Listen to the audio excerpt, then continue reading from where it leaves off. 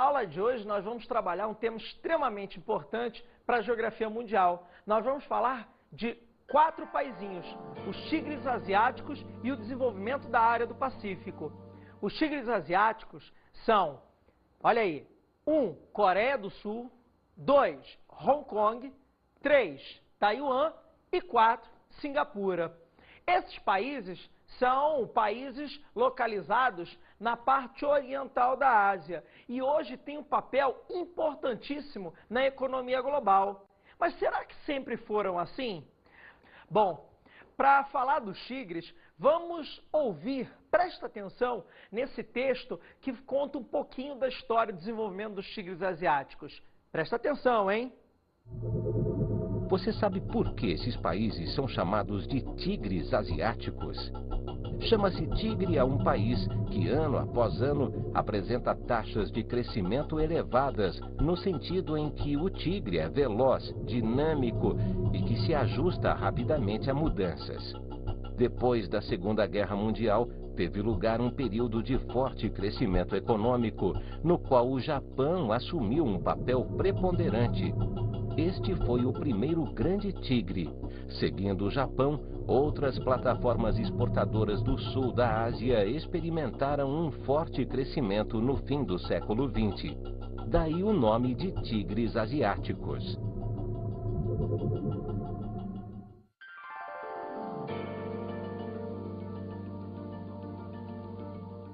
Bom, os tigres asiáticos, antes da Segunda Guerra Mundial, eram países extremamente atrasados. Dependiam principalmente da base agrícola. Além disso, além da dependência da base agrícola, eram países de pequena extensão territorial. A extensão territorial comprometia bastante o desenvolvimento deles. Além de serem pequenos, países pequenos, só para você ter uma ideia, o maior dos tigres é a Coreia do Sul, né, que é um país, comparado ao Brasil, bem pequeno. Outro fator que impediu o desenvolvimento dos tigres era a dependência de recursos minerais. Os tigres asiáticos não apresentam nenhuma grande reserva de minérios importantes, ou seja, isso limitava o seu desenvolvimento industrial. A base, como eu já falei, era agrícola e tinha um produto que era e ainda é o carro-chefe da agricultura desses países. Você sabe qual é? Acertou quem falou: arroz. O arroz era o grande carro-chefe da região. A risicultura era a base econômica, alimentar e ainda é. Só que a base econômica mudou. A base econômica hoje é uma base industrial. Como é que se deu isso? Só para terminar, uma outra característica dos tigres era o restrito mercado consumidor. Eles tinham um mercado consumidor bastante restrito, até porque a população desses tigres não é lá grandes coisas. Por exemplo, só para você comparar, a população de Singapura bate hoje na casa dos 5 milhões de habitantes. Só para você ter uma ideia, a cidade do Rio de Janeiro tem cerca de 7 milhões de habitantes. Ou seja, a cidade do Rio de Janeiro tem mais habitantes do que Singapura. O mercado consumidor era bastante restrito. Então, mercado consumidor restrito, base agrícola, pequena extensão territorial e eram pobres em recursos minerais. Olha que situação negra, olha que futuro sombrio esses países poderiam ter. Só que eles enxergaram uma luz lá no fim do túnel. E essa luz se chama Estados Unidos da América do Norte. Acaba a Segunda Guerra Mundial, o mundo entra em que período? Eu acho que você já tem que estar com isso gravado, hein? O mundo entra na chamada Guerra Fria. O mundo entra na bipolaridade. Era Estados Unidos ou União Soviética. E você tinha que optar por um dos dois lados. Bom, os Estados Unidos, com medo, né, do aparecimento de novas Chinas comunistas, os Estados Unidos começam a financiar esses países, basicamente com recursos do Plano Colombo. O objetivo era criar o chamado cordão sanitário. Esse cordão sanitário visava impedir o avanço de uma doença. Nome da doença: socialismo.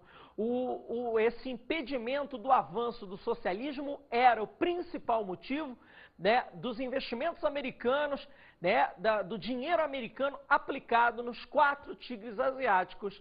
E o que os tigres fizeram? Os tigres pegaram esse dinheiro, né, e começaram a investir em determinados setores. Bom, então, depois desse empurrãozinho, né, dos americanos, os tigres começam a se transformar nas chamadas plataformas de exportação.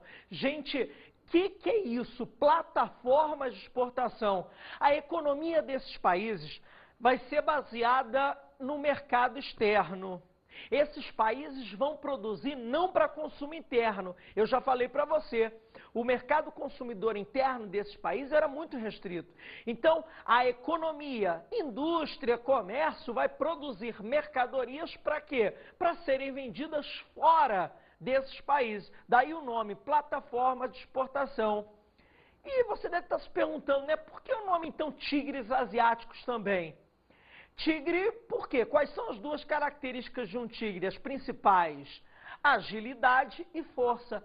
Justamente o que aconteceu com esses países. Agilidade e força. Pós-Segunda Guerra Mundial, vamos colocar o ano de 1950, essas economias ainda eram bastante atrasadas. 40 anos depois, em 1990, essas economias passam a ser consideradas economias bastante desenvolvidas. Economias bastante industrializadas. O salto foi muito rápido, 40 anos, uma industrialização muito rápida, muito ágil e com bastante força, já que esses países em conjunto, os 4, Coreia do Sul, Taiwan, Hong Kong e Singapura, representam hoje mais ou menos 10% de todo o comércio mundial. Ou seja, um salto, muita força e muita agilidade, muita rapidez. Agora, você deve estar se perguntando, né? Mas, Duarte, quais são as explicações desse salto? Uma eu já falei, né? Os investimentos iniciais norte-americanos. E as outras? Bom, os tigres asiáticos podem ser considerados filhotes do modelo japonês. Que é isso, Duarte? O que previa esse modelo japonês? Em primeiro lugar, você tem um grande investimento no setor de educação. Você sabia, por exemplo, que na Coreia do Sul a média de estudos de uma pessoa é de 18 anos? Enquanto que aqui no Brasil a média é de 9 anos, ou seja, o sul-coreano estuda o dobro, em média, do que um brasileiro. Ou seja, com isso você teve uma qualificação da mão de obra. E, obviamente, quando você qualifica a mão de obra, o que acontece? Você traz novas ideias, você traz tecnologia, ou seja, o país começa a se reforçar nesse quesito. Outra característica que foi cópia do modelo japonês foi a criação de uma grande poupança interna. Muitos recursos depositados no banco. Isso fez com que o país tivesse condições, dinheiro, estou falando de capital, para investir, né, fazer os investimentos necessários nos setores necessários para que houvesse crescimento. Por exemplo, comunicação, por exemplo, transportes. Né? Isso fez com que houvesse aí um desenvolvimento e, consequentemente, né, a atração de investimentos internos e externos. Aliado a esses 2 pontos que fizeram os tigres crescerem, você tem a presença de governos autoritários. Esses governos autoritários, muitas vezes, cercearam, ou seja, impediram os trabalhadores de terem os seus direitos adquiridos, né? Esses países são marcados por legislações trabalhistas fracas, aonde o empresário capitalista vai se dar muito bem. Por exemplo, até bem pouco tempo atrás, na Coreia do Sul eram proibidas greves, né? As férias eram apenas de uma semana, quer dizer, um paraíso para quem quer produzir, para quem quer investir. Bom, mais um ponto que deixou os tigres na frente. Eles vão investir em setores, procuram, principalmente após os anos 60 e 70, investir em setores de ponta, em setores que façam-nos liderar a tecnologia, né, mundialmente falando. E hoje a gente já pode, por exemplo, colocar a Coreia do Sul, né, Singapura como líderes em determinados setores, até de ponta, competindo em determinada escala, até com os Estados Unidos e com o Japão. Quer dizer, repara, olha o que foi acontecendo, né, para que houvesse esse grande salto dos tigres dos anos 50 até os anos 80, os anos 90. Vamos dar uma olhada num caso específico, o caso da Coreia do Sul. Bom, a Coreia do Sul, ela faz parte desse grupo que cresceu de maneira extraordinária, né? Os tigres hoje são líderes aí em grandes partes, né, da indústria e de setores industriais a nível mundial. Vamos dar uma olhadinha na Coreia do Sul? Na Coreia do Sul você tem os chamados chaebols, né, que representam, na verdade, né, são, na verdade, grandes conglomerados. O que é isso? O que é um conglomerado? Conglomerado é um agrupamento de empresas, né, que atua em diversos setores. Por exemplo, eu posso falar, no caso coreano, da Samsung. A Samsung trabalha com computadores, a Samsung trabalha com peças de avião, a Samsung trabalha com o setor financeiro. Quer dizer, é uma empresa que trabalha em setores, né, variados, em setores ramificados. Isso é importante, é uma grande característica da economia da Coreia do Sul. Eu posso citar, por exemplo, a LG, eu posso citar a Daewoo, né, Kia Motors, entre outras marcas mundialmente famosas, né, que são marcas coreanas e que são, na verdade, chaebols. Ou uma característica importante desses chaebols, gente, é que eles recebem grandes incentivos por parte do governo. É isso aí. Eles recebem grandes incentivos por parte do governo. Na verdade, é uma troca, né? O governo se beneficia, né, desenvolvendo aí tecnologia, desenvolvendo, né, novos produtos, e esses chaebols vão crescendo de maneira estrondosa com recursos, né, a parte deles do governo, né, recursos estatais. Bom, além dos chaebols, tem outra grande, importante marca da Coreia do Sul. Você sabia que a Coreia do Sul é uma invenção? Lote, invenção? Como assim? Não existe Coreia do Sul. Pô, não existe Coreia do Sul? Então existe o quê? Na verdade, não era para existir. A Coreia era uma única península, era para ser um único país. Só que a lógica da Guerra Fria desestruturou esse país. Como assim? A Guerra da Coreia aconteceu entre 1950 e 1953. Eu posso dizer que foi a primeira grande experiência da Guerra Fria. Grupos da Coreia do Norte, na região que é hoje a Coreia do Norte, foram instigados, foram estimulados pela União Soviética, que faz fronteira ali, para se tornarem, né, majoritários dentro do aspecto político da Coreia do Sul. Esses grupos reivindicaram o poder e, sentindo a ameaça desses grupos apoiados pela União Soviética, imediatamente os Estados Unidos começaram uma política de apoio a grupos na parte sul. Criou-se, então, uma verdadeira guerra civil. Grupos desejando o socialismo, apoiados militarmente e financeiramente pela União Soviética, e grupos desejando o capitalismo, apoiados financeiramente e militarmente pelos Estados Unidos. A guerra, para vocês terem uma ideia, durou 3 anos. Milhares de mortos, milhares de feridos depois, eles assinaram um tratado, né, um armistício, um acordo de paz momentâneo. Esse armistício vai determinar a existência de 2 Coreias. Olha só, né? Olha que coisa. Olha a Guerra Fria destruindo laços. A Guerra Fria vai cortar a Coreia ao meio. Parentes norte-coreanos ficaram sem ver parentes sul-coreanos. A Coreia do Sul e a Coreia do Norte foram criadas.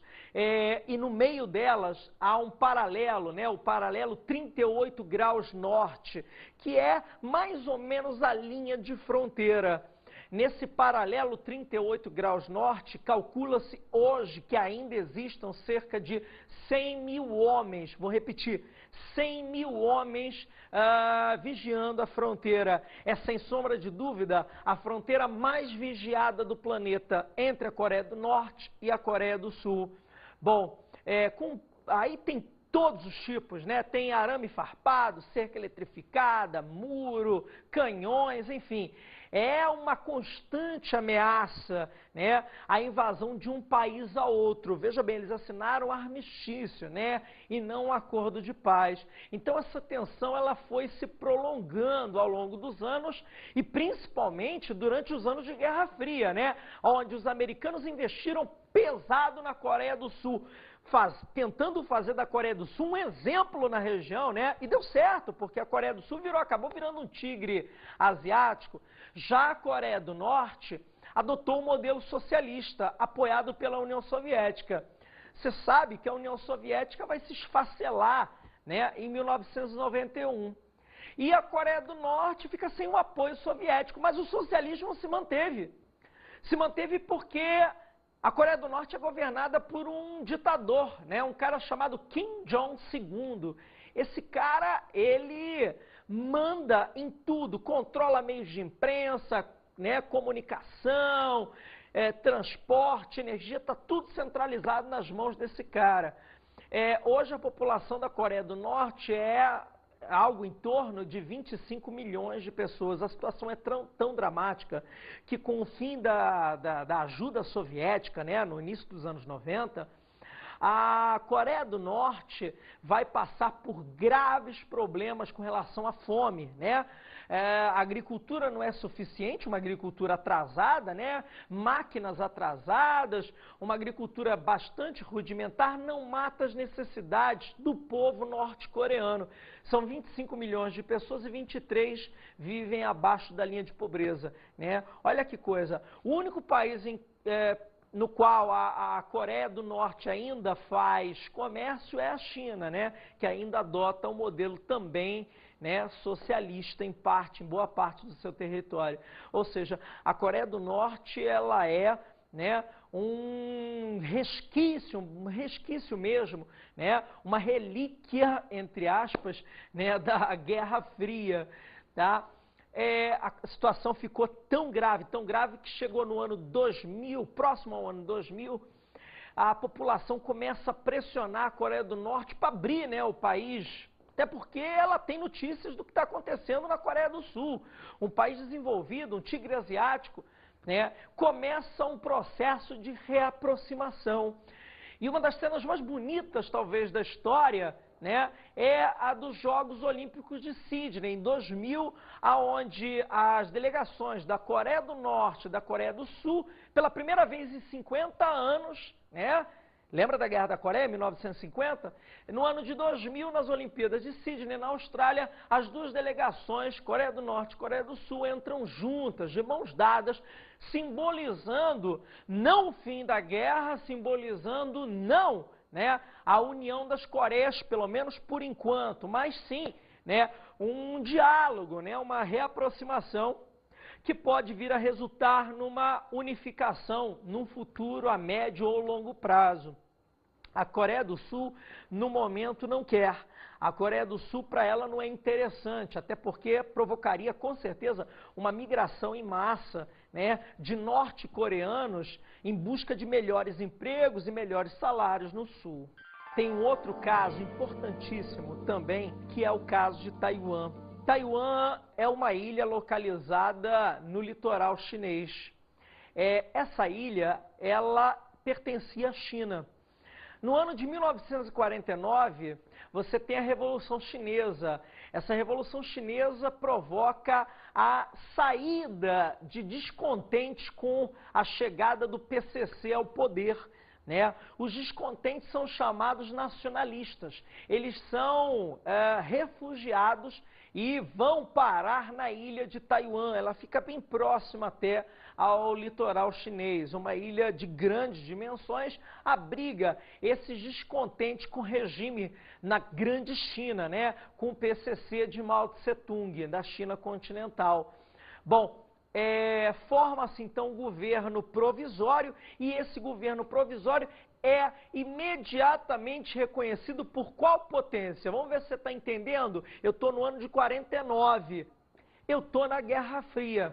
A potência que dá apoio político e militar a Taiwan são os Estados Unidos da América do Norte, que imediatamente, né, se encarregam de cuidar da segurança daquela ilha, que representa uma resistência ao socialismo implantado em toda a China continental. Ora, vejam só, então você tem os Estados Unidos apoiando financeiramente e militarmente Taiwan, a chamada China nacionalista, né, que nunca foi reconhecida pela China continental. Isso é até hoje um motivo de tensões muito sérias. Por quê? A China constantemente ameaça invadir Taiwan. A China tem um exército mais bem composto, uma marinha mais forte. Já Taiwan gasta mas muita parcela do seu PIB comprando armas. E óbvio, quem fornece essas armas são os Estados Unidos. Tem uma aeronáutica extremamente, né, competente. Ou seja, além, claro, né, do apoio americano que está sempre por perto. Uma possível tentativa de invasão chinesa poderia gerar um conflito não entre China e Taiwan, mas entre China e os Estados Unidos. Esse é um assunto muito sério e os Estados Unidos têm relações conflituosas com a China até hoje por causa disso. Os chineses, eles são bastante desconfiados dos americanos. Por quê? Porque grande parte da segurança taiwanesa de cargo, né, encarregada aí dos Estados Unidos. Legal? Bom, do que Taiwan vive, né? O que a ilha vive? São cerca aí de 25 milhões de pessoas que vivem basicamente do desenvolvimento industrial que ocorreu, né, baseado pós-Segunda Guerra Mundial. Pós, né, a China nacionalista ser composta. Bom, a base de desenvolvimento, ao contrário da Coreia do Sul, né, que tem aqueles grandes conglomerados, os chaebols, em Taiwan é um pouquinho diferente. Em Taiwan se desenvolveram milhares de pequenas e médias empresas que são monoespecializadas. Me dá um exemplo, a Acer. A Acer, ela é fabricante de mouse para computador, né? Aquele ratinho lá do computador. A empresa Acer só faz isso. Com isso ela poupa investimentos em outras áreas e concentra investimentos no desenvolvimento de um mouse cada vez melhor. Então a grande diferença entre a economia da Coreia do Sul e de Taiwan, apesar dos dois serem tigres, né, é que na Coreia do Sul você tem aqueles grandes conglomerados, coisa que você não encontra em Taiwan. Você não conhece nenhuma grande marca, né, de Taiwan, ao contrário da Coreia do Sul que você conhece. Por quê? Porque em Taiwan são milhares de pequenas e médias empresas, muitas delas, né, de fundo de quintal. Para falar de Hong Kong, a gente tem que voltar um pouquinho na história. Guerra do Ópio, 1839-1842. Com o fim da Guerra do Ópio, a China acaba ganhando Hong Kong, né, e sua área portuária como prêmio, como recompensa, né, por essa guerra contra a China, que perdeu. A Inglaterra, ela faz Hong Kong o seu grande entreposto comercial na Ásia Oriental e controla, inclusive, militarmente a região. A China vê-se, então, humilhada. Um grande país, só que dentro do seu país tem uma areazinha, né, que é controlada por uma potência estrangeira, no caso aí, a Inglaterra. Olha que coisa! Esse domínio, né, vai perdurar durante aí uma boa, né, dezena e até centena de anos. Bom, mas daqui a pouco a gente fala. Vamos dar uma olhadinha, olha aqui, ó, né, base econômica. A base econômica de Hong Kong, ela está estruturada em dois setores. Os setores eletroeletrônicos e o setor naval. Bom, o setor de eletroeletrônicos é conhecido no mundo todo, né? Várias peças, vários componentes de máquinas e equipamentos são feitos em Hong Kong. Outro setor importante que eu já citei é o setor naval. Hong Kong está localizado numa zona portuária. Hong Kong, na verdade, é uma cidade, né? Na zona portuária, no litoral chinês. E a construção de navios, o reparo de navios, né? O uso do porto, né? Essas atividades são extremamente importantes dentro, né, da economia de Hong Kong. Também tem uma coisa que eu já ia esquecendo, tá? A Hong Kong é a segunda maior praça financeira da Ásia, só perde para Tóquio. Quer dizer, a Bolsa de Hong Kong, os bancos de Hong Kong, né, são extremamente fortes e conseguem investir no planeta inteiro. Então, você reparou que Hong Kong concentra boa parte aí, né, do capital oriundo da Ásia Oriental.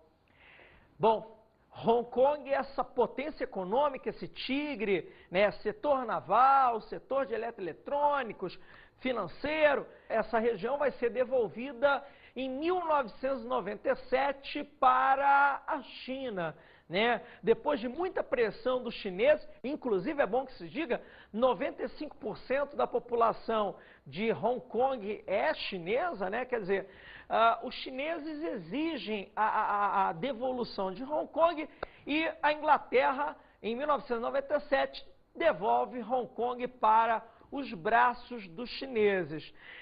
Os chineses, por enquanto, eles têm a missão de administrar, né, a Hong Kong e cuidar da segurança, policiamento, etc.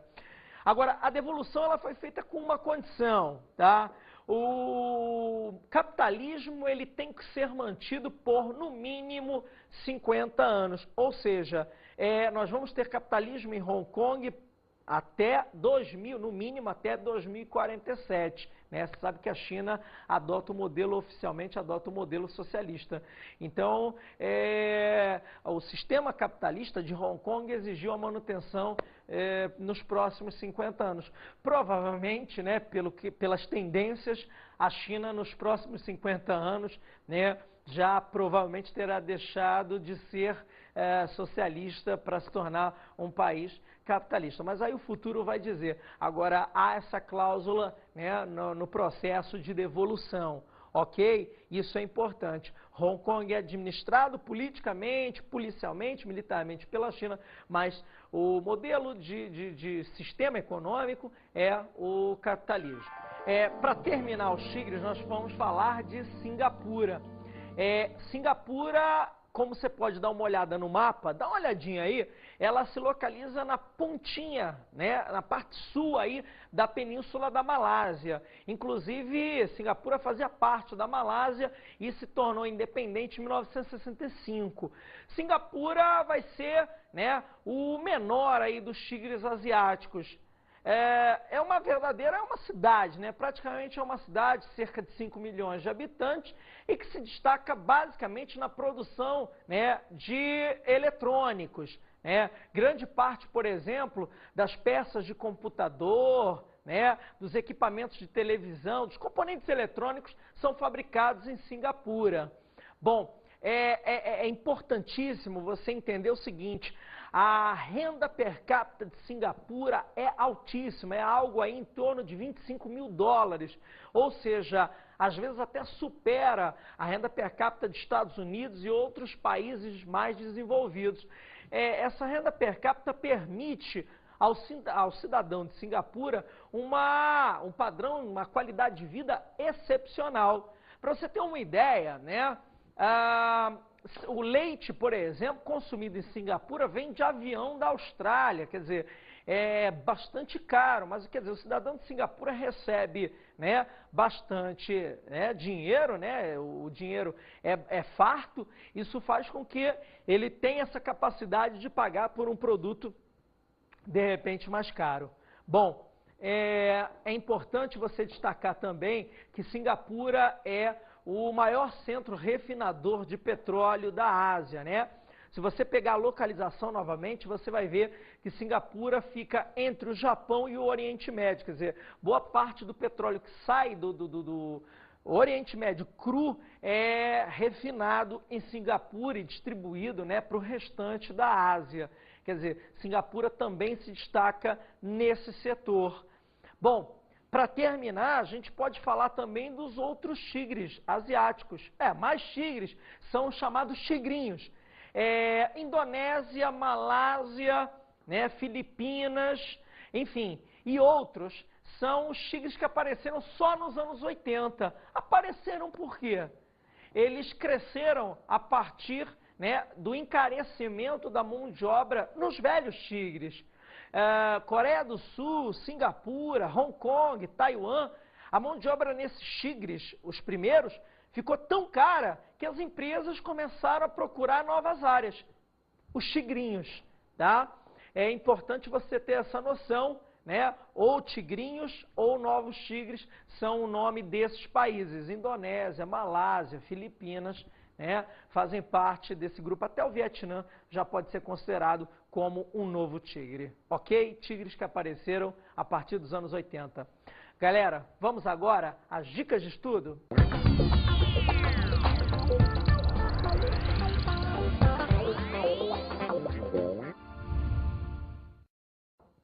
Galera, como dica de estudos, a gente pode trabalhar alguns documentários que falem sobre o desenvolvimento dos tigres asiáticos, mostram a evolução desses países que eram extremamente agrários e passaram a ser países industrializados. Outra dica é pegar livros como, por exemplo, Eustáquio de Sene ou Demetrio Magnoli, que falam sobre essa dinâmica dos tigres. No mais, bons estudos para vocês e até a próxima. Valeu, galera! Tchau!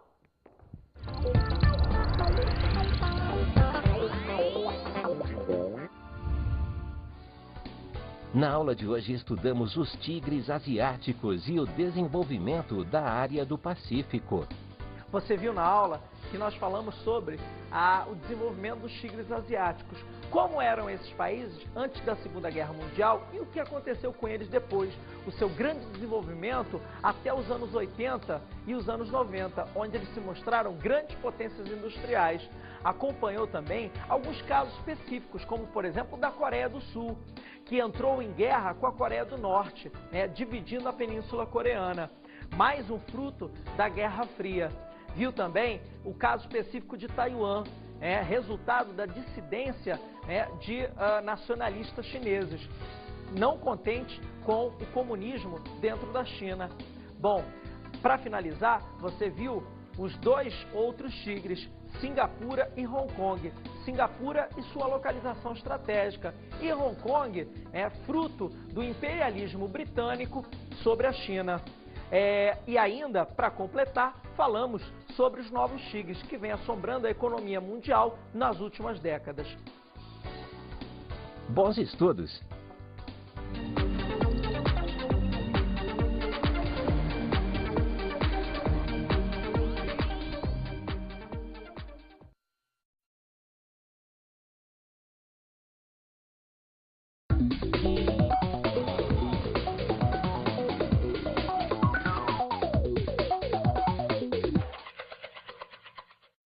Olá, amigo professor, tudo bem?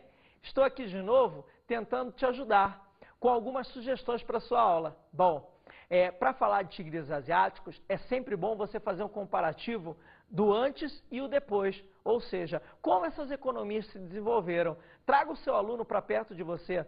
Além disso, é importante mostrar as especificidades de cada um. Trabalhar no quadro, por exemplo, a Coreia do Sul e os seus problemas, o caso de Taiwan e as suas constantes tensões com a China, enfim, os casos específicos ajudam e as curiosidades também sobre cada país. é importante se manter atualizado. No mais, um grande abraço do professor Duarte, até a próxima. Valeu, galera. Geografia é vida, um abraço.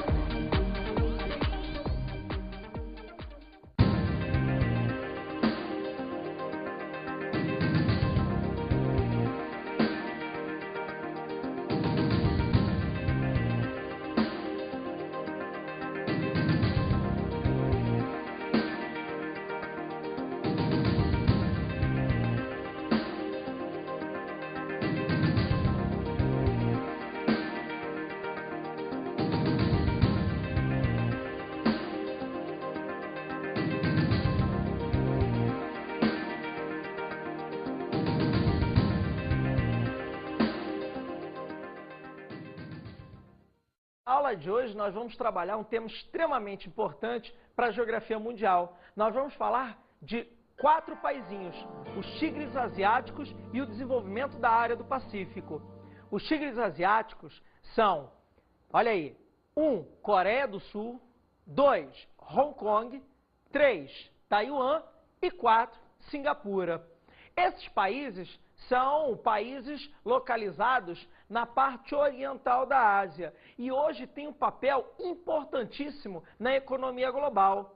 Mas será que sempre foram assim? Bom, para falar dos tigres, vamos ouvir, presta atenção nesse texto que conta um pouquinho da história e desenvolvimento dos tigres asiáticos. Presta atenção, hein? Você sabe por que esses países são chamados de tigres asiáticos? Chama-se tigre a um país que, ano após ano, apresenta taxas de crescimento elevadas, no sentido em que o tigre é veloz, dinâmico e que se ajusta rapidamente a mudanças. Depois da Segunda Guerra Mundial, teve lugar um período de forte crescimento econômico, no qual o Japão assumiu um papel preponderante. Este foi o primeiro grande tigre. Seguindo o Japão, outras plataformas exportadoras do sul da Ásia experimentaram um forte crescimento no fim do século XX. Daí o nome de tigres asiáticos.